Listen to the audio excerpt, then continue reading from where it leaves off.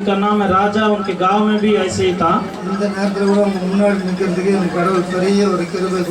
अभी भी परमेश्वर ने आप लोगों के सामने खड़ा होने के लिए बहुत बड़ा अनुग्रह दिए हैं। तो मैं एक बहुत बड़ा व्यापार करते थे, हम बिजनेस करते थे। बिजनेस बहुत बड़ा ढंग का बिजनेस था। बिजनेस लॉस हाँ, उस व्यवसाय में हमको बहुत घाटा लगने लगा। लॉस लॉस इस प्रकार की घाटा था, बहुत हम कर्जदार हो गए। तो ऐसा परिस्थिति था कि हम चेहरा छिपाने की समस्या थी।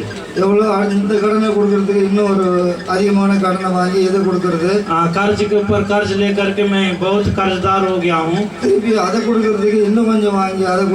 तो इसी प्रकार हम कर्ज को चुकाने के लिए दूसरे जगह कर्ज लेकर के ऐसे ऐसे हम टालते रहे। आखिरी में सूद पर सूद बढ़ करके कर्ज बढ़ गया, बहुत दिक्कत में पड़ गए। आखिरी में तमिलनाडु एक कहावत है तमिल भाषा में, மூலையில் முடங்கிட்டா கடங்காரன் வந்து மூலையில் முடங்கிட்டா அவன் வாழ்க்கையே போச்சு। जो कर्जदार है वो अगर घर के कोने में जाकर बैठ जाएगा तो उनका जिंदगी खत्म है। அதுதான் கடைசி சான்ஸ்। वही आखिरी उनको मौका। அந்த கடைசி எல்லைக்கு நான் போயிட்டு வந்தேன்। तो इस प्रकार आखिरी मौका में मैं पहुंच गया था। போனவன் திரும்பி வரல और इतना आखिरी परिस्थिति हो गई।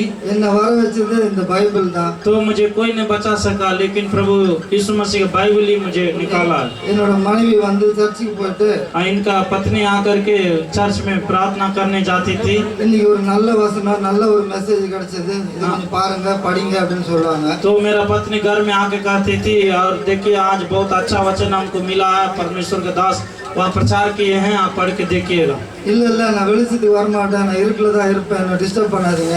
तो इन्होंने एक कमरा में कोना में हमेशा अंधेरा, दरवाजा बंद करके अंधेरा में रहते थे। वो बोलते थे नहीं, अंधेरा से हम नहीं निकलूंगा, क्योंकि वचन पढ़ने के लिए रोशनी चाहिए। इसलिए मैं अभी पढ़ नहीं सकता हूँ, क्योंकि कमरा अंधेरा है, अभी हम नहीं आऊंगा। तो फिर दूसरे दिन जब प्रार्थना से लौटेगी, फिर दूसरे दिन प्रार्थना के बाद आएगी घर पर।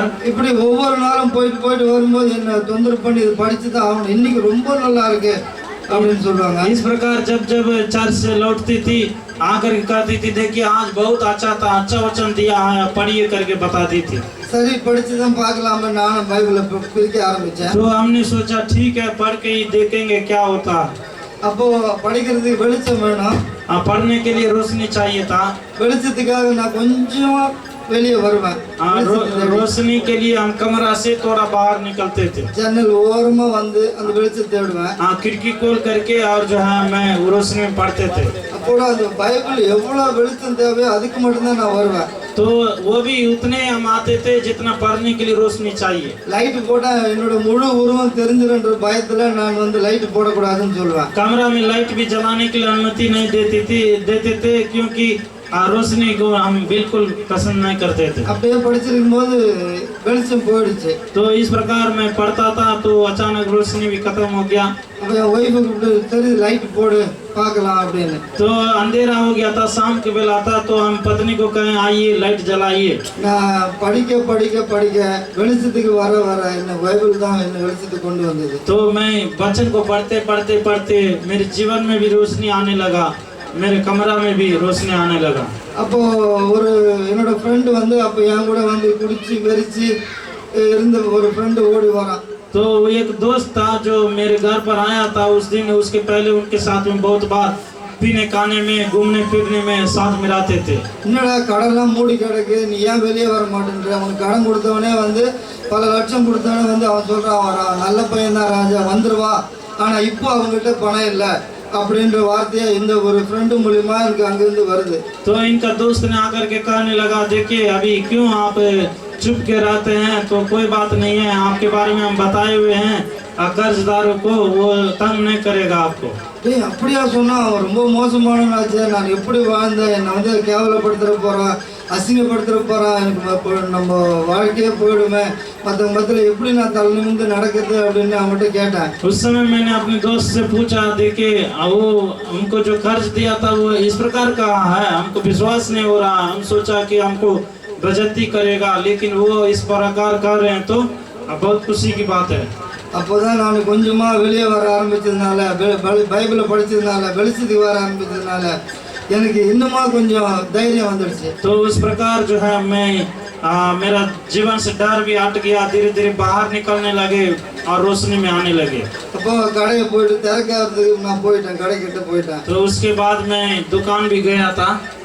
அவனே வந்து பரவாயில்லடா, நீ வந்து எவ்வளோ சீக்கிரம் கொடுக்க முடியுமோ அவ்வளோ சீக்கிரம் கொடுத்துருங்க அப்படின்னு சொல்லிட்டு போயிட்டான். तो इस प्रकार इन्होंने जो व्यवसाय करते थे वहाँ पर जाकर के अपना दुकान को भी खोलने लगे। இது எப்படி நடக்கும், இது வந்து அந்த ஊரில் இருக்கிறவங்க என் ஃப்ரெண்ட்ஸுங்க எல்லாம் அவன் ரொம்ப மோசமானச்சு, அவன்கிட்ட கடன் வாங்கி எல்லாம் அழிஞ்சு போனவன் தான். ஆனால் அழிஞ்சு போனவன்ல நீயும் ஒருத்தன் எப்படி திரும்பி இங்கே வந்த? इस प्रकार सभी लोग गांव के लोग बोलता था, अरे आप कैसे बाहर आ गए, कैसे आप घूम रहे हैं, उससे जो भी कर्ज लिया था उसको वो जीने नहीं देता था, बहुत बदनामी बेइज्जती करता था, आपको कैसे छूट दिया? அப்போ தான் அந்த ஊர்லேயும் அந்த என்னுடைய ஃப்ரெண்டுக்கு மத்தியிலும் ஒரு சாட்சியாக நான் நிற்கிறேன், இப்போவும் நிற்கிறேன். அந்த நேரத்தில் என்ன ஒரு சாட்சியாக கடவுள் நிறுத்திருக்காரு. तो उसी समय परमेश्वर ने मदद करके उनके जीवन में काम किया और वो जो कर्ज दिया था वो भी कुछ नहीं बोला। मैं वहाँ पर धीरे धीरे समस्या से निकलने लगे। எங்கேருந்து வந்தது இந்த உதவின்னு நான் புரிஞ்சுக்கணும். ரொம்ப அதுக்கப்புறம் பைபிளை படிக்கிறதும் ஆராதனை கலந்துக்கிறதும் கோயிலுக்கு போகிறதும் ரொம்ப டீப்பாக ஆகிட்டேன். तो उसके बाद ही हम समझ में आने लगा परमेश्वर ही मदद कर रहा है। तो उसके बाद हम बाइबल पढ़ने में, प्रभु संगति करने में और चर्च जाने में हम लगातार आदत बनाने लगे। கடன் பிரச்சனையில் ஒருத்தன் முழுகிட்டு மூளையில் முடங்கிட்டா என் வாழ்க்கையே முடிஞ்சு போச்சுன்னு சொன்ன என்ன ஏசப்பா கடவுளை என்னை மீட்டு வெளியே கொண்டு வந்து இன்னைக்கு உங்க மத்தியில் சாட்சியாக நிறுத்திருக்காரு. जो कर्ज में डूब जाते हैं और उसकी जिंदगी अगर वो निराश होकर के बैठ जाएगा तो उसकी जिंदगी खत्म हो जाएगा, आत्महत्या ही करना पड़ेगा। इस प्रकार की नौबत से परमेश्वर ने हमको जो है छुड़ा करके आज एक जीवित गवाह के रूप में खड़ा किए हुए हैं। கடன் பிரச்சனையில் போய் மூளையில் முடங்கி முதல்ல தப்பிச்சு வந்து உயிரோட வந்த முதல் மனுஷன் நான் தான். कड़न कर्ज में जो डूबे हुए थे और उसमें से जो निकल गए, ये परमेश्वर की दया था। उस गांव में मैं एक अकेला था। அது நீங்களும் கலங்காதீங்க, திகையாதீங்க. எந்த பிரச்சனையை பற்றி உங்களுக்கு எந்த பிரச்சனை நேராக நீங்கள் அவர்கிட்ட பேசுங்க, அவர் உங்களுக்கு எல்லாம் செய்ய வல்லவராக இருக்கிறார். इस प्रकार आप भी अगर कर्ज से डूबे हुए हैं या चिंता में हैं तो परमेश्वर से प्रार्थना कीजिए, परमेश्वर जरूर आपको मदद करेंगे, आपके कर्ज में से भी निकालने के लिए मदद करेंगे। இன்னைக்கு நான் கடனை கொடுக்கறதுக்கு நான் வீட்டை விற்று தான் கொடுக்கணும்னு நினச்சேன். ஆனாலும் கூட கடவுள் எனக்கு வல்லமையாக அந்த கடனை கொடுக்க உதவினார். என் பொண்ணு 2 பொண்ணு, எனக்கு 2 பொண்ணுக்கும் கல்யாணம் பண்ணி கொடுத்துருக்குறேன். இன்றைக்கும் வல்லமையாக இந்த இடத்துல கொண்டு வந்து நான் வந்து ஃப்ளைட்டில் தான் வந்திருக்கேன், ட்ரெயினில் வரல. அதுக்கு காரணம் என்னை இன்னுமா மகிமையாக அவரை நான் மகிமைப்படுத்துகிறேன், அவர் என்னை மகிமையாக வச்சுருக்காரு. आज भी देखिए मैं आप लोगों के बीच में यही बताऊंगा, अगर कर्ज में आप डूबे हुए हैं तो परमेश्वर से प्रार्थना कीजिए, जिसने हमको मदद किया। आज भी मैं आप लोगों के बीच में आया हूँ तो ये परमेश्वर की दया है, और वो भी हवाई जहाज में उड़ करके आया हूँ, ट्रेन से नहीं आया हूँ। इतना जो है और परमेश्वर ने शक्ति दिया तो जो कर्जदार तक कर्ज में डूबे हुए थे और आपको भी जो है उठा सकता है, मदद कर सकता है, आशीष कर सकता है। அவர் செய்த நன்மைகள் முன்னால் ஒரு சண்டேல மட்டும் போகிறது பத்தாதுன்னு எங்களுடைய அருமையான ஊழியக்காரர் இருக்கிற அவர் தான் எங்களை இன்னுமா எங்களை வழி நடத்தி எந்த நேரமும் ஊழியத்தின் பாதையிலே எங்களை கொண்டு போகிறாரு. நாங்களும் ஊழியத்தின் பாதையிலே கொண்டு வருகிறோம். इस प्रकार के महान परमेश्वर की दया को हम लोग भूलना नहीं चाहिए करके, तो हम लोगों का जो सेवक भैया वो हमेशा हम लोगों को सेवका में जहाँ जहाँ जाते हैं ले जाते हैं, इस्तेमाल करते हैं। हम लोग भी परमेश्वर की सेवा में ही लगे रहते हैं। என்ன வேணுமா கடவுள் உங்களை ஆசீர்வதிக்கணும்னா நீங்களும் என்ன போல முழுமையாக ஒப்பு கொடுங்க, அவர் உங்களை ஆசீர்வதிப்பாரு. எங்களுக்காக வேண்டிக் கொள்ளுங்க. ஆமென். परमेश्वर भी आप लोगों को बहुतायत से आशीष करना, तो आप लोग भी सेवकाई में साथ दीजिए, प्रभु के लिए दून दिखाइए, परमेश्वर आप लोगों का आशीष करेगा, बढ़ाएगा। Hallelujah, hallelujah. अभी लगातार हम लोग एक और एक प्रभु के दास के द्वारा संदेश सुनेंगे, इसलिए उन्होंने दिंडीगल सागर में प्रभु का सेवकाई का कार्य रखेंगे। प्रभु का नाम की महिमा के लिए ताली बजाते हुए उनको भी आप लोग स्वागत करें।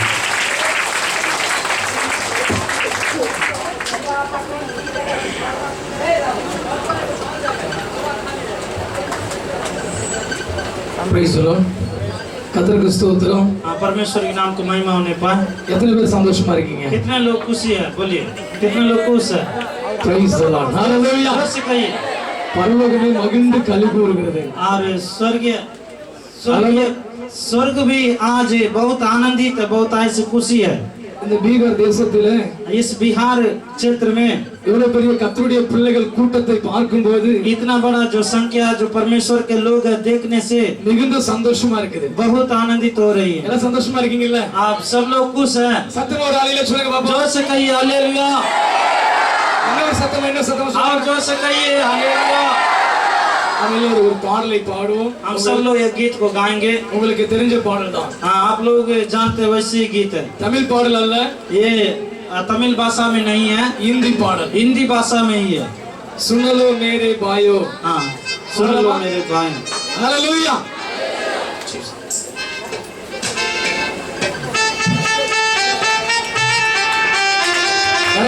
ताली बजाएंगे।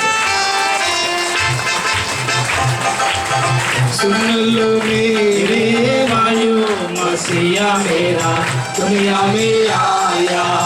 सुन लो मेरे भाइयों, मसीहा मेरा दुनिया में आया। दुनिया में आया, मुक्ति को लाया। दुनिया में आया, मुक्ति को लाया। पापी को आने बचाने यीशु दुनिया में आया। पापी को आने बचाने यीशु दुनिया में आया। सुन लो मेरे भाइयों, मसीहा मेरा दुनिया में आया। सुन लो मेरे भाइयों, मसीहा मेरा दुनिया में आया। अंधों के आगे गूंगों के बोली, अंधों के आगे गूंगों के बोली, करेंगे सबके सुनाया। सुनाने यीशु दुनिया में आया। करेंगे सबके सुनाया। सुनाने यीशु दुनिया में आया। सुन लो मेरे भाइयों, मसीहा मेरा दुनिया में आया। सुन लो मेरे भाइयों, मसीहा मेरा दुनिया में आया। तो कोई उस पर विश्वास लाया, तो कोई उस पर विश्वास लाया, उसको मसीह ने बचाया। बचाने यीशु दुनिया में आया। उसको मसीह ने बचाया। बचाने यीशु दुनिया में आया। मेरे भाइयों, मसीहा मेरा दुनिया में आया। सुन लो मेरे भाइयों, मसीहा मेरा दुनिया में आया। हालेलुया. हालेलुया। கர்த்தருடைய வார்த்தை கேட்க எத்தனை பேர் ஆயத்தமா இருக்கீங்க? परमेश्वर के वचन सुनने के लिए कितने लोग अभी तैयार है? Praise the Lord. आमीन। நாம் இப்பொழுது கர்த்தருடைய வார்த்தையை கேட்போம். आइए हम लोग परमेश्वर वचन को सुनेंगे। நாம் வேத புத்தகத்தை நாம் எடுத்துக்கொள்வோம். बाइबल धर्म शास्त्र को खोलेंगे। பரிசுத்த யோவான் எழுதின நற்செய்தி புத்தகம் पवित्र यूहन्ना जो लिखे हैं उस पुस्तक को खोलेंगे। 3ஆம் அதிகாரம் हाँ, यूहन्ना रचित सुसमाचार 3 अध्याय का 16ஆம் வசனத்தை எடுத்துக்கொள்வோம். और 11वें वचन को निकालेंगे। यूहन्ना रचित सुसमाचार 3 अध्याय का 11वां वचन। हाँ, ஒரு வாசிப்போம். தேவன் தம்முடைய ஒரே பேரான குமாரனை விசுவாசிக்கிறவன் எவனோ அவன் கெட்டு போகாமல் நித்திய ஜீவனை அடையும்படிக்கு அவரை தந்தருளி இவ்வளவாய் உலகத்தில் அன்பு கூர்ந்தார். இந்தியில் ஒருவர் வாசிப்போம். हाँ, हिंदी में कोई पढ़ेंगे 3 का 16। यूहन्ना रचित सुसमाचार 3 का 16 पढ़ेंगे।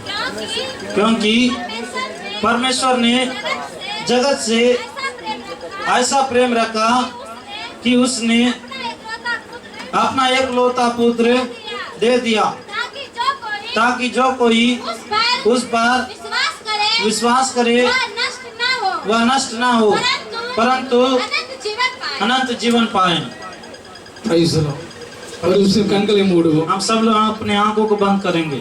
அன்புள்ள இயேசுவே, प्रेमी पिता परमेश्वर, இந்த நாளுக்காக உமக்கு நன்றி. इस दिन के लिए धन्यवाद देते இந்த हैं। நாளிலே आज के दिन எங்களோடு கூட பேசும் हम लोगों से बर्ताव कर உம்முடைய நாமத்தை आपके नाम को நாங்கள் இன்னும் உயர்த்த வேண்டும். और भी हम लोग ऊंचा करने के लिए கிருபை தாரும். अनुग्रह दीजिए। இயேசுவின் நாமத்தில் பிதாவே, यीशु के नाम से प्रार्थना मांगता हूँ, ஆமென். आमीन। அருமையானவர்களே, मेरे प्रिय लोगों, இந்த சத்திய வேத பகுதி என்ன சொல்கிறது என்றால், ये सत्य वचन में ऐसा क्या लिखा है? தேவன் परमेश्वर நம்முடைய ஒரே குமாரனை अपने एकलौता पुत्र को இந்த உலகத்திற்கு அனுப்பினார். इस संसार में भेजे हैं। தேவன் परमेश्वर நம்முடைய பிள்ளையை अपने पुत्र को இந்த உலகத்திற்கு எதற்காக அனுப்பினார்? इस संसार में क्यों भेजे हैं?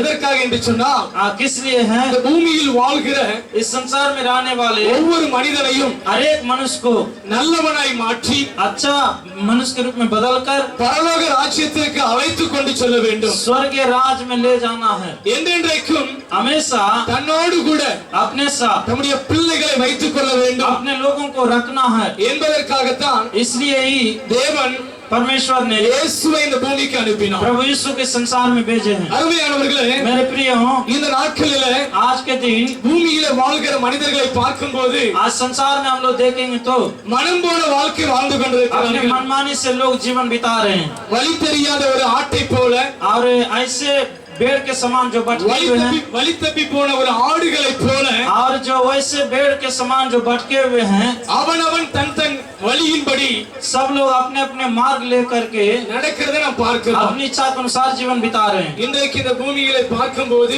आज इस संसार में हम लोग देखेंगे तो திரள் கூட்ட மனிதர்கள் बहुत सारे लोग குடியிலும் आज नशा में பயங்கரமான போதை வஸ்துக்களிலும் और कई प्रकार की नशा की आदत के गुलाम में பயங்கரமான பாவத்திலும் और बहुत ही जो है पाप में ஜனங்கள் इस संसार में அழிந்து लोग கொண்டிருக்கிறதை பார்க்கிறோம். नष्ट होते हुए हम लोग देख रहे हैं। கடந்த நாட்களிலே पिछले दिनों में देखा जाए, நான் ஒரு ஆவிக்குரிய புத்தகத்தை வாசித்தேன். मैं एक किताब को मैं आत्मिक पुस्तक को मैं पढ़ रहा था। அந்த புத்தகத்தில் எழுதப்பட்டிருந்த ஒரு சம்பவம் உங்களுக்கு சொல்லுகிறேன். उस किताब में इस प्रकार लिखा हुआ था एक घटना के बारे में। நம்முடைய இந்திய தேசத்தில் हमारे भारत देश में ஒரு வருஷத்திற்கு एक साल में 20 லட்சம் பெண்கள் கடத்தப்படுகிறார்களாம். तो 20 लाख लोग जो लड़कियां जो है बिके जाती है, निकाले जाती है। பின்னாடி இருக்கிறவங்களுக்கு கேக்குறதா? क्या पीछे में जो है वो लोग सुन रहे हैं ध्यान से? எல்லாரும் கவனமாய் கேளுங்கள். सब लोग ध्यान से सुनिएगा। இந்த இந்திய தேசத்தில் மாத்திரம் ஒரு வருஷத்திற்கு 20 லட்சம் ஜனங்கள் பெண்கள் கடத்தப்படுகிறார்களா? तो हमारे भारत में देखा जाए तो एक साल में 20 लाख जो लोग लड़कियों को ये हमारे देश से और चुरा करके ले जाता है। சிறு பிள்ளைகள் और बच्चे வாலிப பிள்ளைகள் और जवान लड़कियां 20 லட்சம். और इसी प्रकार 20 लाख लड़कियां எதற்காக என்று சொன்னால், किस लिए हैं? பிச்சை எடுக்க வைத்து பணம் சம்பாதிப்பதற்காகவும் और उनको भीख मंगवा करके और पैसा कमाने के लिए, பெண்களை தவறான வழியிலே அனுப்பி பணத்தை சம்பாதிப்பதற்காக और जो लड़कियों को गलत कामों में इस्तेमाल करके पैसा कमाने के लिए 20 லட்சம் ஜனங்கள் ஒரு வருஷத்திற்கு கடத்தப்படுகிறார்கள். एक साल में 20 लाख लड़कियों को इस प्रकार जो है चुरा करके ले जा रहे हैं, खरीद करके ले जा रहे हैं। பாருங்கள், நம்முடைய இந்திய தேசம் எப்படி போய் கொண்டிருக்கிறதை நீங்கள் பாருங்கள். देखिए, ध्यान दीजिए हमारे भारत का स्थिति कैसा है। இன்றைக்கு आज நம்மை படைத்த ஆண்டவர் हमें बनाए हुए परमेश्वर உங்களையும் என்னையும் பாதுகாத்து வைத்திருக்கிறார். आपको और हम लोगों को परमेश्वर रक्षा करके रखे हैं। கரங்களை தட்டி ஆண்டவருக்கு நன்றி செலுத்தணும். ताली बजाकर परमेश्वर को धन्यवाद देंगे। இன்றைக்கு பாதுகாக்கப்பட்டிருக்கிறனா? परमेश्वर आज हम लोगों को रक्षा किए हुए हैं। நம்முடைய ஆண்டவர் நம்மை ஒவ்வொரு நாளும் கண்ணின் மணி போல பாதுகாத்து வருகிறாரே. हर एक दिन हर एक क्षण में परमेश्वर हमें रक्षा करते हैं। நம்முடைய பிள்ளைகளை பாதுகாத்து வருகிறார். हमारे बच्चों को रक्षा करते हैं, கணவனை பாதுகாத்து வருகிறார். हमारे पतियों को रक्षा करते हैं, மனைவியை பாதுகாத்து வருகிறார். अपनी पत्नियों को रक्षा करते हैं। முழு குடும்பத்தையும் தேவன் இயேசு பாதுகாத்து வருகிறார். पूरे परिवार को परमेश्वर प्रभु यीशु मसीह रक्षा कर रहे हैं। இன்றைக்கு आज நாம் கேட்கிற சத்தியம் என்ன என்று சொன்னால், हम लोग जो वचन सुन रहे हैं, நாம் ஒருவரும் கெட்டு போக கூடாது. हम लोग कोई भी नष्ट नहीं होना இந்த है। உலகத்தில் பாவங்கள் பெருத்து கிடக்கிறது. इस संसार में पाप कई प्रकार बढ़ा हुआ है। இந்த உலகத்தில் பாவங்கள் மலிந்து கிடக்கிறது. इस संसार में पाप की गिनतियां बढ़ते जा रही है எங்கு போனாலும் பாவங்கள், और कहीं भी देखा जाए तो पाप எங்கு नजर போனாலும் आता है। அக்கிரமங்கள். कहीं भी देखा जाए तो अधर्म है, अधर्म होती है। ஆனால் लेकिन இந்த சத்திய பகுதி சொல்கிறது यहाँ परमेश्वर वचन में लिखा है, தேவனுடைய குமாரனை விசுவாசிக்கிறவன் கெட்டுப் போவதில்லை. जो कोई परमेश्वर के पुत्र पर विश्वास करेगा वो नष्ट नहीं होगा। இயேசுவை விசுவாசிக்கிறவன் கெட்டுப் போக மாட்டான். जो यीशु पर भरोसा विश्वास रखता है वो नष्ट नहीं होते हैं। எத்தனை பேர் விசுவாசிக்கிறீங்க? कितने लोग विश्वास रखते हैं? கரங்களை உயர்த்துங்க பார்க்கலாம். अपने हाथ उठाकर दिखाइएगा। கர்த்தர் நிச்சயமாய் உங்களை ஆசீர்வதிப்பார். परमेश्वर सचमुच आप लोगों को आशीष करेंगे। பாருங்கள், देखिए, இயேசு கிறிஸ்துவை நாம் விசுவாசிக்கும் போது प्रभु यीशु मसीह पर विश्वास करेंगे இந்த तो பூமியில் நாம் கெட்டுப் போகாமல் इस संसार में हम लोग नष्ट नहीं होकर நல்ல வாழ்க்கை வாழ்வது மாத்திரம் அல்ல, एक अच्छा जिंदगी जीते हैं। इतना ही नहीं, நாம் கெட்டுப் போகாமல் மகிழ்ச்சியான வாழ்க்கை வாழ்வது மாத்திரம் அல்ல, हम लोग नष्ट नहीं होते हैं। इतना ही नहीं, நமக்கு हम लोगों के लिए இன்னொரு வாழ்க்கையும் வைத்திருக்கிறார். और एक जिंदगी भी रखे हैं, அழியாத और ऐसी जिंदगी है பரலோக ராஜ்யம், जो कभी ना मिटने वाला स्वर्ग राज। அழியாத பரலோக ராஜ்யத்தை நமக்கு வைத்திருக்கிறார். ऐसे राज हमारे लिए रखे हैं जो कभी नहीं मिटते हैं। பரலோக ராஜ்யம் நமக்கு இருக்கிறது என்று எத்தனை பேர் விசுவாசிக்கிறீர்கள்? स्वर्ग का राज हमारे लिए है, तो ऐसे कितने लोग विश्वास करते हैं? விசுவாசிக்கிறீங்களா? क्या विश्वास करते हैं? கர்த்தர் நிச்சயமாய் உங்களை ஆசீர்வதிப்பார். परमेश्वर सचमुच आप सभी को आशीष करेंगे। அருமையானவர்களே, मेरे प्रिय हो, இயேசு கிறிஸ்து சீக்கிரம் இந்த பூமிக்கு வரப்போகிறார். प्रभु यीशु मसीह जल्दी इस संसार में आने वाले हैं। இயேசு கிறிஸ்து வருவதற்கு முன்பாக प्रभु यीशु आने के पहले நாம் எப்படி हम लोग कैसे இயேசுவை ஏற்றுக்கொண்டு यीशु को ग्रहण करके பரிசுத்தமாய் வாழ்கிறோமோ, पवित्र जीवन बिताएंगे। இயேசு கிறிஸ்து வருகைக்கு प्रभु यीशु मसीह के आगमन के लिए நாம் எப்படி ஆயத்தமாய் இருக்கிறோமோ, हम लोग कैसे तैयार होंगे, அதுபோல उसी प्रकार நமக்கு பக்கத்துல हम लोगों के बगल में ஊர் மக்கள் हमारे संसार के लोग, எத்தனை பேர் कितने ऐसे लोग இயேசுவை பற்றி அறியாம இருக்கிறாங்க? यीशु के बारे में नहीं जान रहे हैं। அவங்க இயேசுவை ஏற்றுக்கொள்ள வேண்டாமா? क्या उन लोग यीशु मसीह को ग्रहण नहीं करना चाहिए? அவங்களுக்கு இயேசு கிடைக்க வேண்டாமா? उन लोगों को भी यीशु जरूरी नहीं है? யோசித்து பாருங்கள். आप लोग सोच के देखिए, அவங்க எல்லாம் நரகத்துக்கு போனோம், क्या वो सब लोग नरक में जाना, நம்ம மட்டும் பரலோகத்துக்கு போன போதும்? केवल हम लोग इस स्वर्ग जाना அருமையான அன்பு பிள்ளைகளே, उचित नहीं है। உங்கள் அருகில் இருக்கிறவங்களுக்கு मेरे प्रिय लोग, आपके बगल में रहने वालों को இயேசுவை பற்றி சொல்லுங்க. यीशु के बारे में बताइए। இயேசு கிறிஸ்துவை சொல்லுங்க. प्रभु यीशु के बाद सुसमाचार सुनाइए। இயேசுவின் அன்பை சொல்லுங்க. प्रभु यीशु का प्रेम को बताइए। நாம் நித்திய ஜீவனை அடைய வேண்டும் என்பதற்காக, हम लोग अनंत जीवन को पाने के लिए, நாம் பரலோகத்திற்கு போக வேண்டும் என்பதற்காக हम लोग स्वर्ग जाना है, इस उद्देश्य से இயேசு கிறிஸ்து இந்த பூமியிலே பலியானார். यीशु मसीह हमारे लिए क्रूस पर बलिदान हुए। இந்த சத்திய வேத புத்தகத்திலே, इस सत्य वचन में நீதிமொழிகள் புத்தகத்தில் और नीति वचन में ஒரு வசனத்தில் சொல்லப்பட்டிருக்கிறது, एक वचन में ऐसा लिखा है, இயேசு கிறிஸ்து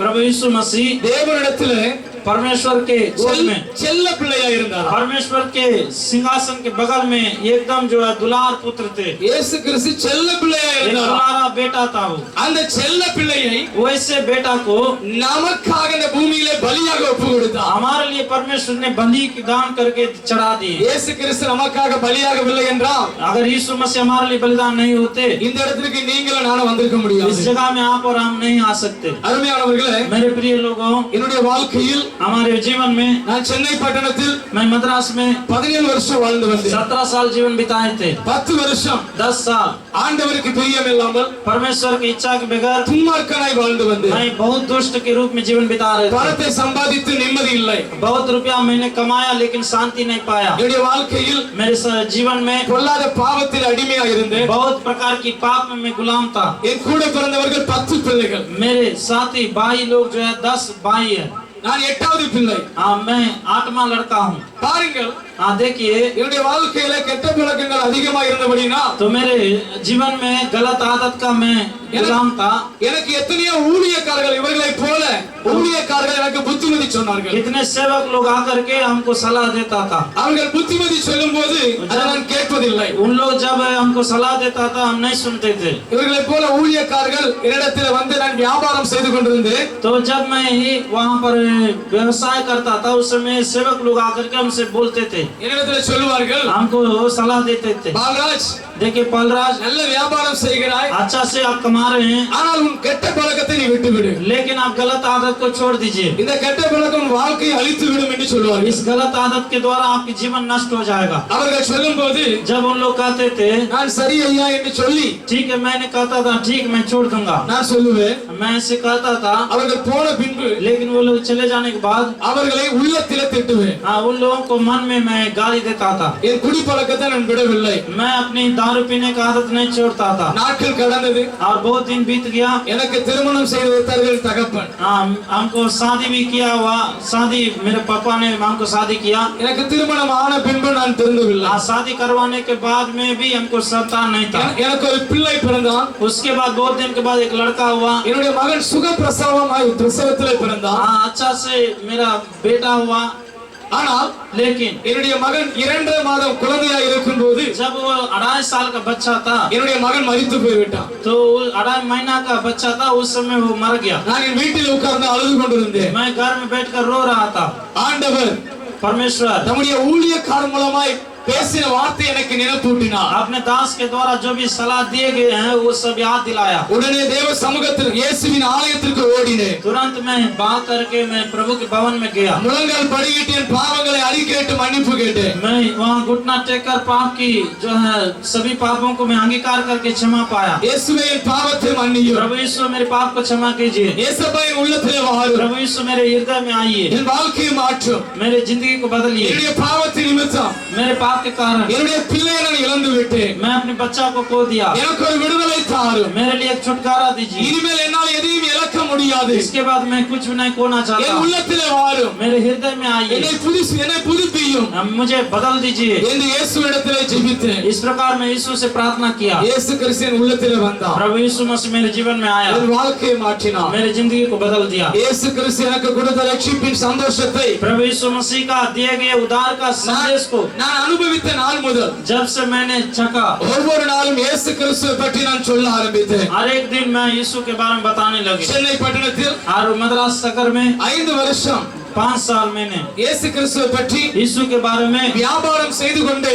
और सब्जी का दुकान चलाते हुए இயேசுவின் ஊழியத்தை செய்து வந்தேன் और जो व्यवसाय करते हुए सभी को यीशु मसीह की सेवकाई करते थे கைப்பிரதி ஊழியம் செய்தேன் कई प्रकार की जो है यीशु मसीह का किताब को बांटते थे அதற்கு பின்பு उसके बाद இப்பொழுது நாடகம் நடித்து காண்பித்தார் பாத்தீங்களா इस प्रकार जो नाटक दिखाया गया है இந்த इस नाटक के டீமின் தலைவராக இருக்கிற इसे जो उस टीम का जो अगुवा है அருமையான ஐயா மூலமாய் और हम लोगों का जो भैया के द्वारा நான் ஊழியத்திற்கு வெளியே செல்ல मैं ஆரம்பித்தேன் सेवकाई के लिए भी कई जगह दूर दूर में जाते थे வெளியிலே ஊழியத்திற்கு சென்றபோது बागर में जब मैं सेवकाई में जाते थे திரள் கூட்ட ஜனங்கள் இயேசுவுக்காக ஏங்கிக் கொண்டு நின்னதை பார்த்தேன் बहुत सारे लोग ऐसे यीशु मसीह का सुसमाचार सुनने के लिए इकट्ठे होते हुए देखे இயேசுவை பற்றி தெரியாத ஜனங்கள் கூட்டம் கூட்டமாய் கிராம மக்கள் அழிந்து கொண்டிருந்ததை நான் பார்த்தேன் यीशु के बारे में जाने बिना कितने लोग ऐसे नष्ट हो रहे हैं उस सभी बातों को मैंने देखे உடனே मैं तुरंत என் வாழ்க்கையை ஒப்பு கொடுத்தேன் मैं अपना जीवन समर्पण किया हूँ அப்பா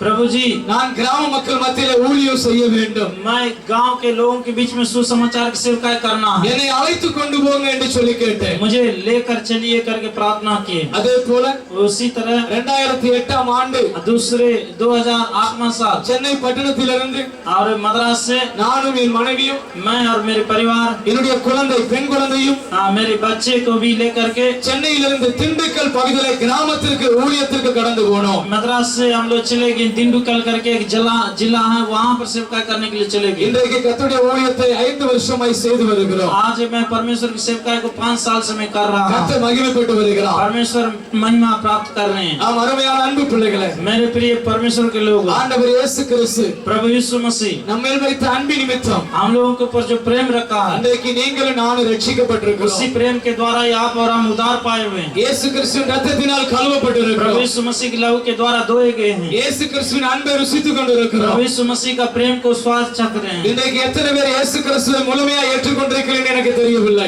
आज कितने लोग ऐसे हैं जो यीशु मसीह को पूर्ण रूप से ग्रहण किए हुए हैं இன்றைக்கு உங்களை முழுவதுமாய் ஒப்புக்கொடுங்கள் लेकिन आज मैं कहता हूँ आप प्रभु को अपने जीवन पूरा समर्पण कीजिए இயேசு கிறிஸ்துவுக்கு உங்களை முற்றிலுமாய் ஒப்புக்கொடுங்கள் प्रभु यीशु मसीह के लिए अपना पूर्ण जीवन समर्पण कीजिए இயேசு கிறிஸ்து प्रभु यीशु मसीह உங்கள் உள்ளத்திலே வந்து விட்டால் आपके हृदय में आ गया உங்களுடைய வாழ்க்கை முற்றிலுமாய் மாறிவிடும் तो आपकी जिंदगी पूरा बदल जाएगा நீங்கள் ஆண்டவருக்காக பிரகாசிக்க ஆரம்பித்து விடுவீர்கள் आप परमेश्वर के लिए एकदम प्रकाशमान हो जाएंगे கர்த்தர் இந்த பூமியிலே உங்களை ஆசீர்வதிக்க ஆரம்பித்து விடுவார் परमेश्वर इस संसार में आपको आशीष करना शुरू कर देंगे அது மாத்திரமல்ல इतना ही नहीं அழிந்து கொண்டிருக்கிற ஜனங்களுக்கு ஜனங்களுக்கு जो नाश हो रहे हैं उन लोगों के लिए உங்களை ஆசீர்வதிக்கப்பட்ட ஒரு ஜனமாய் மாற்றி விடுவார் आप लोगों को परमेश्वर आशीष किया हुआ एक लोगों के समान रखेगा। பாழாய் கிடக்கிற ஜனங்கள் உங்கள் மூலமாய் பாதுகாக்கப்படுவார்கள் जो कोई नष्ट हो रहे हैं उन सभी लोगों के रक्षक आप बन जाएंगे। நீங்கள் இயேசுவை முழுமையாய் ருசிக்கும் போது जब आप यीशु मसीह का यीशु- पूरा स्वाद लेंगे, இயேசுவை பற்றி நீங்கள் சொல்ல ஆரம்பித்து आप விடுவீர்கள் यीशु के बारे में पूरा सुनाने இந்த लगेंगे।